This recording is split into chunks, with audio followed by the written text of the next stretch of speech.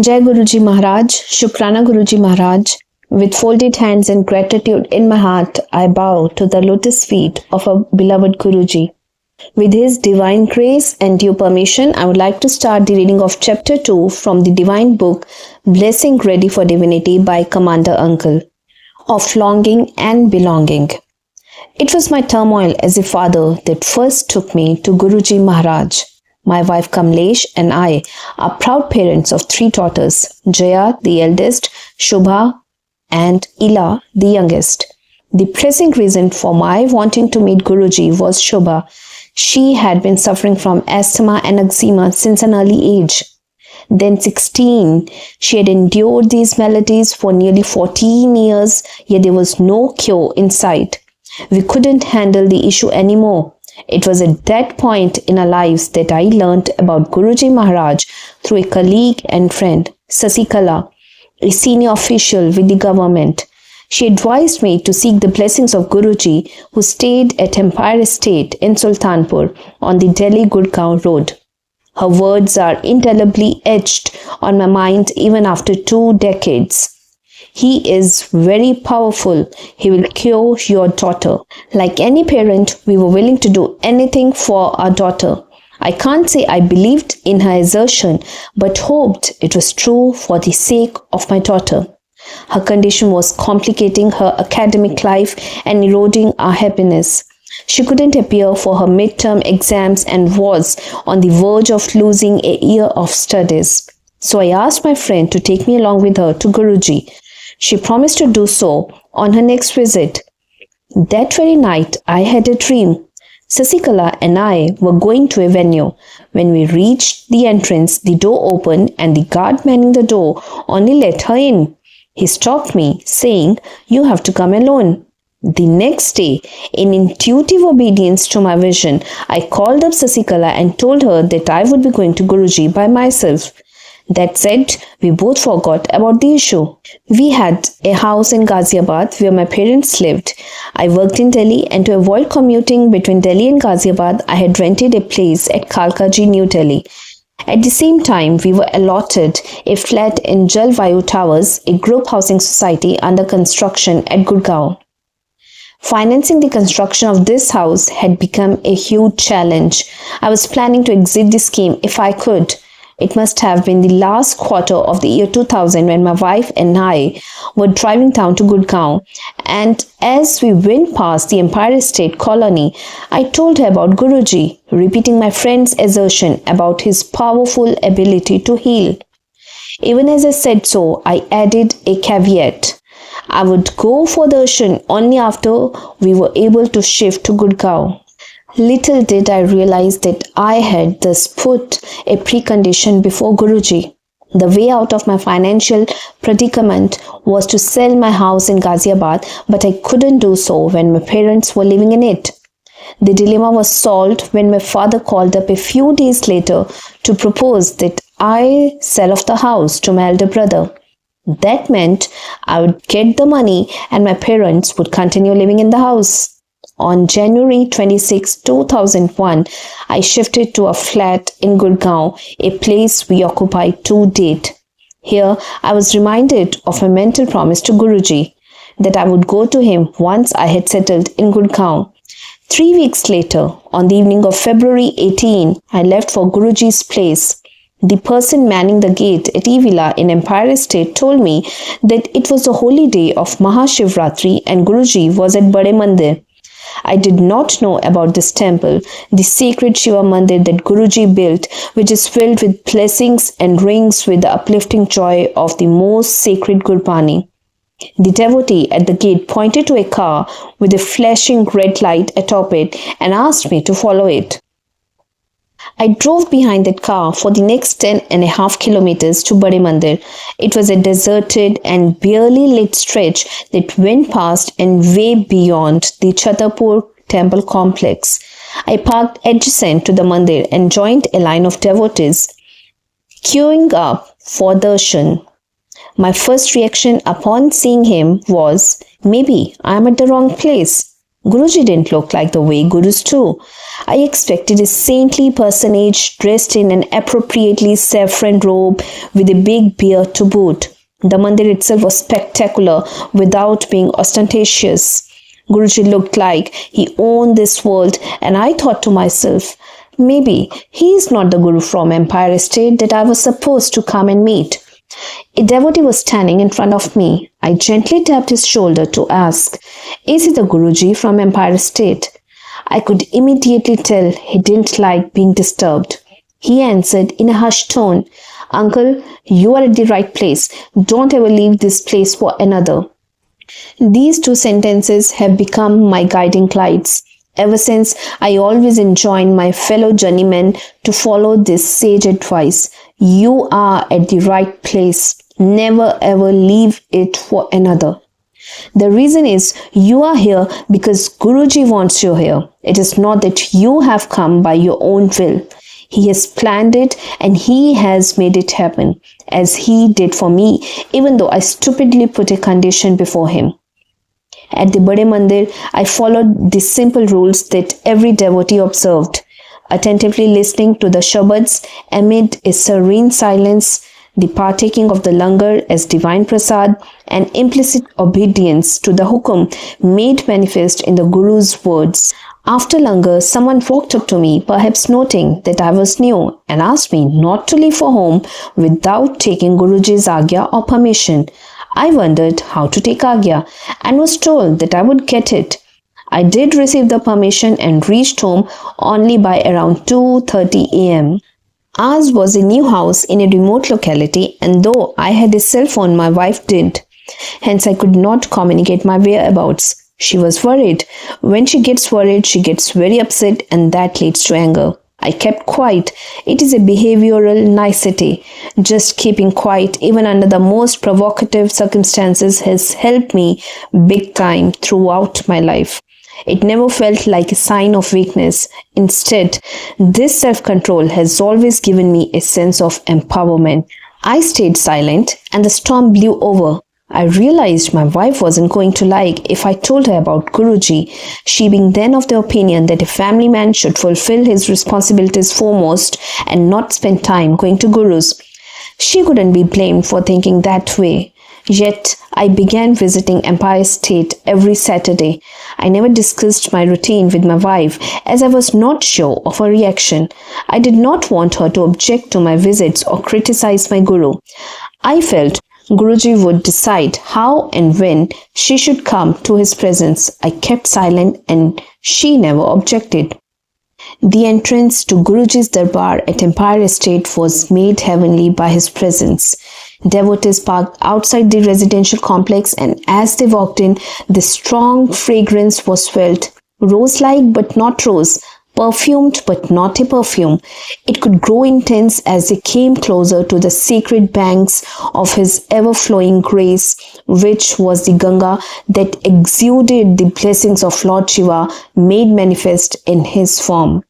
Initially, I was skeptical and thought maybe Guruji puts on a wonderful perfume which the surroundings are also sprayed with. Later events set right my thinking. E-Villa was a residential flat with a commodious and beautiful hall where Guruji sat full of light. The routine was to wash our hands before coming in to pay our respects to Guruji. I quickly began to come early because Guruji Maharaj could often be seen sitting on a simple cabinet next to the attached kitchen. He would be sporting casual attire, usually a half t-shirt with trousers and sports shoes. In this more informal setup, I could maybe have the good fortune of sitting closer to him and get to listen to what he was saying. Speaking to him was out of the question.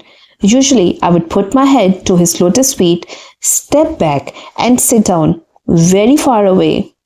Guruji would, after some time, go inside his room, change into magnificent robes, then come and grace his asana.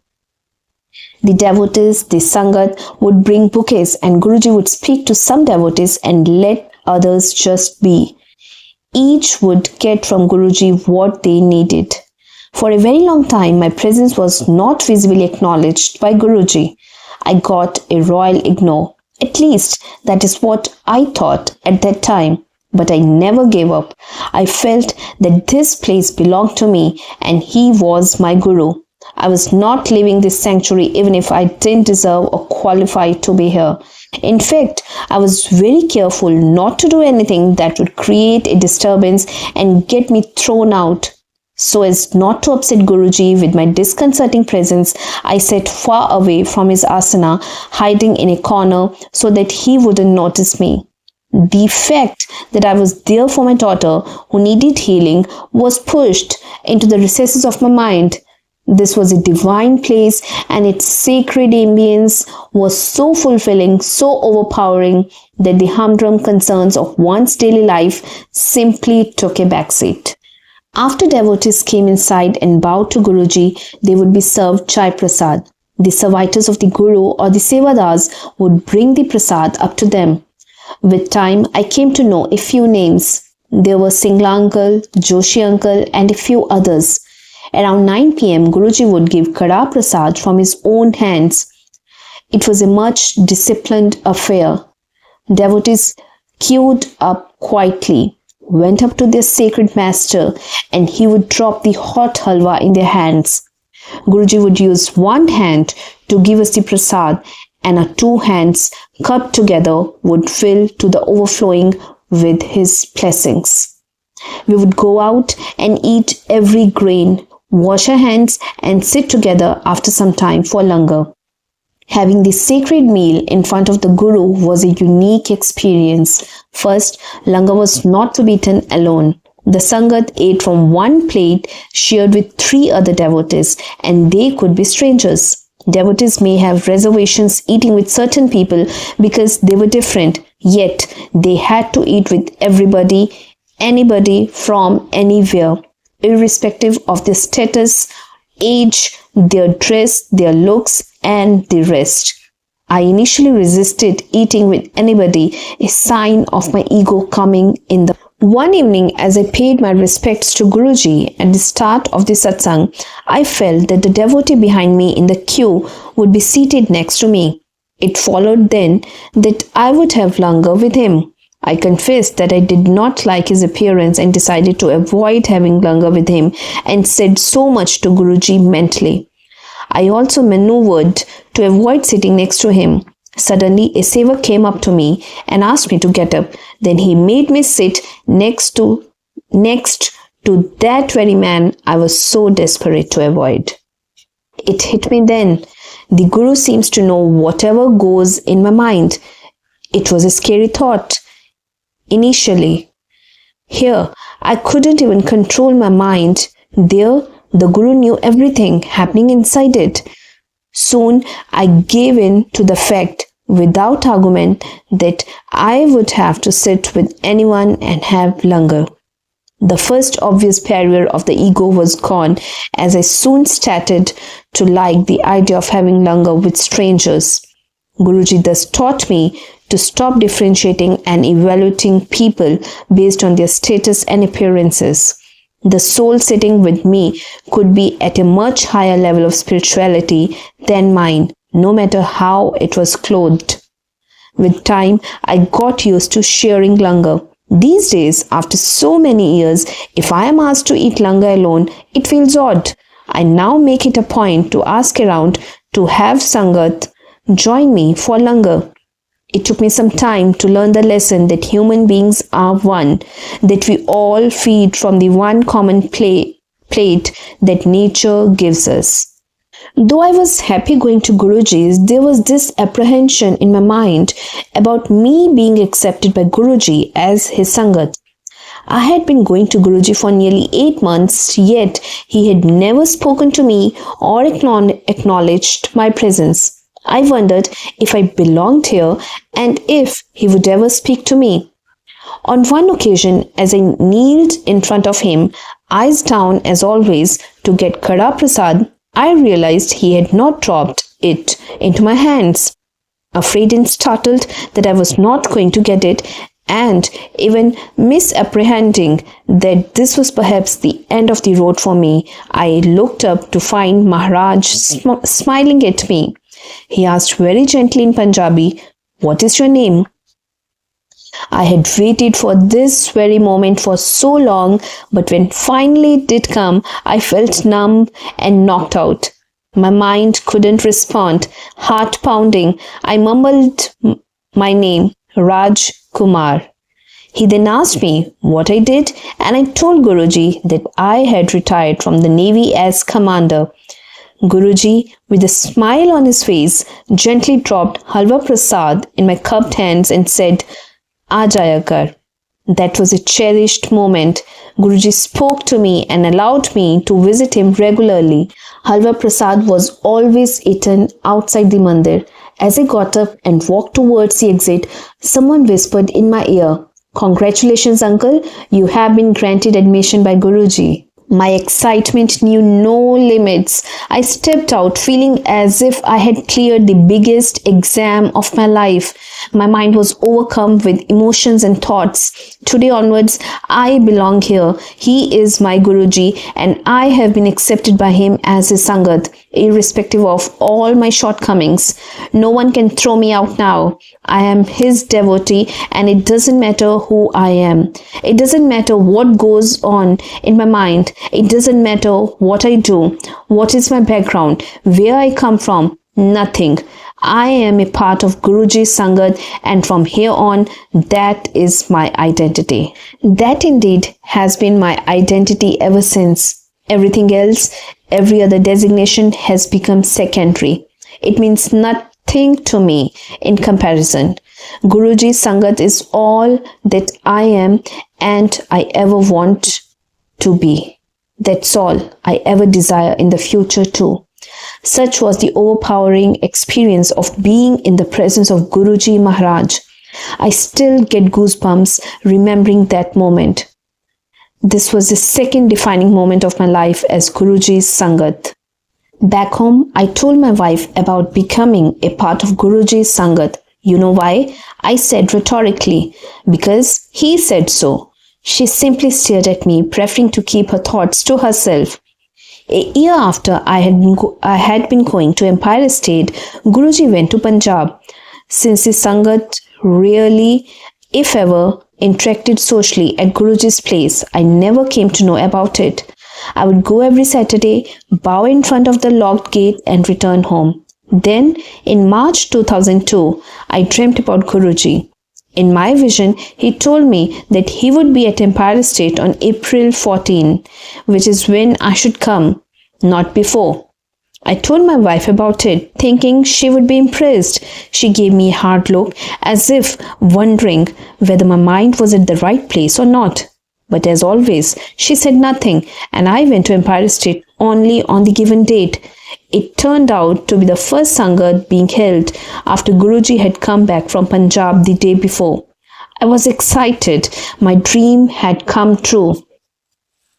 Guruji's dreams are not unreal. They are meaningful. This vision encouraged me to believe that Guruji kept a watch over me and had begun to communicate with me. I told my wife that Guruji was present at Empire State as foretold. My wife was surprised, her facial expressions relaxed, but she kept quiet. I felt for the first time she had mellowed down a bit and was not apparently upset with my going to Guruji. Yet, she never volunteered to come with me, even though I had heard from devotees that Guruji always encouraged spouses to come together. I desperately wanted her to come along and hoped Guruji would make it happen when the time was right. The turnaround came soon. At 5 o'clock one morning, I saw her sitting, harassed at the edge of her bed. She told me that she had seen an intruder inside the house. After talking over why she hadn't woken me up earlier, we both went to look around for this thief and found none. All doors were securely locked from inside as well. Clearly, there was no outsider inside. Relaxed, we got talking. I asked my wife what the thief looked like. She said that the alleged thief was a bald man wearing a royal robe and looked very handsome. He stood close to the refrigerator, hands folded across his chest, and looked at the entire house, smiling all the while. Though the lights were off, it felt as if he was radiating light. Had Guruji Maharaj paid a visit to our house, I exclaimed to myself. I nearly folded my hands before my wife as I revealed what I thought of this intruder. I said I did not want to pick up a fight, fearing she might raise objections to my visiting Guruji, but told her I was certain that the handsome man she had just seen was my Guruji. She kept quiet. Encouraged, I added that he had come to bless her and he would want her to visit his place. I then requested her to come with me just once for his darshan and then decide for herself. Surprisingly, she agreed. I was happy that finally I would be able to take her along to meet Guruji. All this while, I had been feeling as if only one half of me was going to Guruji. As we entered Guruji's place, my wife saw Maharaj and whispered to me that he was indeed the same person who had entered our home the other day. We paid our respects, following which I tried to usher her towards the rear of the room. She instead decided to sit in front, whispering to me to do likewise. I told her that she would instead sit as far back as possible, but she didn't agree. As Guruji was within earshot, I thought it best to let her have her way. She sat in front of him and I got back to the end of the room, sitting next to where the music system played the divine shabads. One of my reasons for sitting there was that Guruji's heady rose-like fragrance kept wafting out from his closed room. The rich fragrance also emanated from Guruji's entire being, and devotees could smell it even when they remembered him or when he wanted to signal his presence to them. My wife sat in the front, looking intently at Guruji.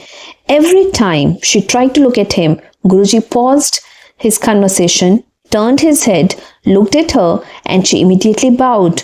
This happened a few times. Back home, my wife could not sleep for 4 to 5 days because she could not get Guruji's eyes out of her mind. His gaze was so overpowering and beyond the mind's ability to hold. The next Saturday, she volunteered to come with me, but this time, after we had paid our respects, she whispered that she would sit along with me at the end of the room. She could not handle his gaze. I told her that we both belonged to the far end of the room, since the people who sat in front of Guruji were perhaps at a different plane altogether. Sometime later, my wife got herself a nice haircut, cutting her long hair quite short. As she came to the mandir on her next visit, other women devotees said they could not recognize her. She thought since she looked so different, Guruji might also not recognize her, and she decided to brave sitting in the front again. I sat in the back as always. She went and sat not more than 3 meters away from Guruji's asana. As soon as she sat down, Guruji called Singla uncle over and whispered something to him while pointing towards my wife. Uncle then walked up to my wife and congratulated her, saying Guruji had admitted her to his college directly. Guruji had actually asked Singla uncle to convey to my wife that he knew that the lady with the bob cut was indeed Commander Auntie. There are no secrets between Guruji and his Sangat. Through this one benign act, Guruji had granted her quick admission into the Sangat. That day onwards, my wife never volunteered to sit in front. However, there were occasions when we both sat next to the lotus feet of Maharaj, but only when he so desired. My other learning was around the sufficiency of Guruji's prasad. Usually, with 4 people eating from a plate, each devotee got 2 chapatis each. I felt this was too little for me, so one evening I decided to eat something before leaving for darshan. That day, Guruji gave incredible amounts of langar. There was the usual full plate upon which were heaped samosas and at least 4 different desserts. On top of this, a plate meant for 4 persons was left just for me and my wife. Between the 2 of us, we had to finish what easily amounted to 4 full meals at home. On top of it, my wife ate just as little as she did every day. I had to finish the entire langar on my own, which I did. to the surprise of both of us. Lesson learned. What Guruji gives is always sufficient for us, and then some more. Slowly, we entrusted everything to Guruji. He took over all our responsibilities. The more we surrendered, the more control passed on to him. He took complete control of our destiny and of the daily minutiae of our lives. Now, nothing ever happens to us without his permission, without his approval, without him making it happen to us. From the moment we became his Sangat, our life changed forever. However, I did want something from Guruji very much, Guruji's Swarups. Like a few others in the Sangat, I too wanted to pin that small picture of Maharaj on my shirt pocket. These photographs were not readily available. We could not get these printed on our own to distribute them among the Sangat, as is the practice these days. That was a strict no. They had to be given to the Sangat by Guruji or by his sevaks under his direct orders. Devotees pinned these on their chest pockets, proudly cherishing them. For a Sangat, Guruji Swarup was essentially Guruji himself. So when we got a Swarup, we actually brought Guruji home. I mentioned the matter to Colonel Chatterjee as my wife and I chanced to be seated together for langar. Chatterjee uncle, who has since gone to Guruji's abode, was a devotee of the highest order and senior to me in service. He always had one pin to his chest pocket. He advised me to just ask Guruji for it. I told him I had no courage to do so verbally. He told me to close my eyes and pray. Maharaj, I need your swarups. I didn't believe in his advice, but I decided to try it out. I quietly closed my eyes, talked to Guruji, asking him if I could have those swarups. I would also like to put one on top of my shirt pocket. I prayed. We then washed up after langar and queued up for Agya to go home. Guruji made a gesture and a sevak brought a box before him. When my turn came, he opened the box, counted 4 swarups, handed them to me, closed the box and returned it. Swarups for the entire family. My prayer had been heard so quickly. For a long time, I proudly displayed this swarup on the tip of my front pocket. I still keep them with me as blessings of Guruji. The swarups continue to be a wonderful reminder of those priceless moments.